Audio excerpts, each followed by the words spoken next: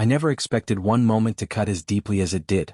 My wife, Lisa, and I always believed we could weather anything together, or at least that was the illusion I held on to. Tension had been creeping into our marriage for months, but we pushed it aside, pretending everything was fine. Facing the truth felt harder than ignoring it. That evening, I walked through the door after a long day. Everything looked normal. Dinner already plated, the soft murmur of the TV filling the living room, and Lisa curled up in her favorite chair, scrolling through her phone. It should have felt familiar, comfortable, but something was off. The atmosphere felt colder, heavier. Her distance wasn't new, but it had grown sharper. I sat beside her, trying to ease into conversation, asking gently about her day. Without lifting her eyes, she muttered, "Same as usual," more focused on her screen than on me. The emptiness in her tone hit harder than the words. It gnawed at me. So I did what I always tried to do. I attempted to talk through it. "Lisa, what's going on between us? You've been different." Her eyes finally lifted, and what I saw wasn't sadness or exhaustion, it was anger. A flash of irritation sharpened her normally calm expression. "Oh, now you're concerned?" she snapped, dripping with resentment. The response blindsided me, but I pushed forward. "Of course I'm concerned.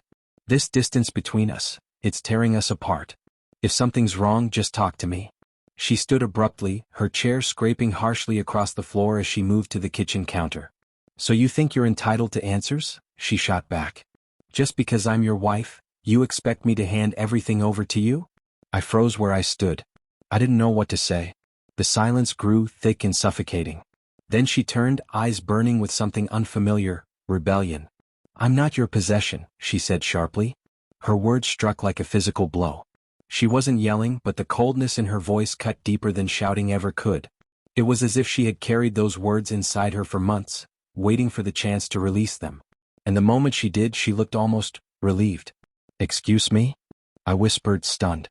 "You heard me," she replied. "You've been acting like I owe you constant attention, constant effort, constant everything. Like my whole existence is supposed to revolve around you. Well, I'm done pretending that's okay." The room seemed to tilt. I felt the ground shift beneath my feet. All my assumptions about our partnership cracked in an instant. She truly believed I saw her as something I owned. That hurt more than anything else she could have said. I could have fought back, defended myself, argued my intentions, explained how I'd been hurting too. But something inside me broke. Instead of arguing, I stepped back. "I'm not going to fight you," I said quietly, my voice steady despite the chaos inside me. "If that's how you feel, I'm not going to push." Her expression faltered. She wasn't expecting that.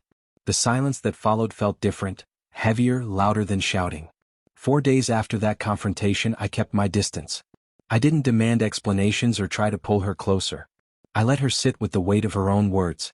I needed her to realize that speaking out of anger comes with consequences, and I needed space to process my own hurt. Then one afternoon, after I came home from running errands, I found her waiting at the kitchen table. Her usual calm exterior was gone, replaced with a vulnerability I hadn't seen in ages. "Can we talk?" she asked softly. I sat across from her, bracing myself. "I didn't mean what I said," she began, her voice shaking slightly. "When I told you I wasn't your property, I said it out of anger. I've been feeling pushed aside for a long time. Like you didn't see me anymore, just the responsibilities I handled. I felt invisible." The confession hit hard. I swallowed, trying to find the right words. "Lisa, I never wanted you to feel that way. I never meant to make you feel owned or unappreciated. But I'm not perfect either." I didn't realize how blind I'd been. For the first time in weeks, she looked directly at me, really looked. Her eyes were filled with regret, fear, and a hint of hope. "I don't want to lose us," she whispered. "But I need to feel seen.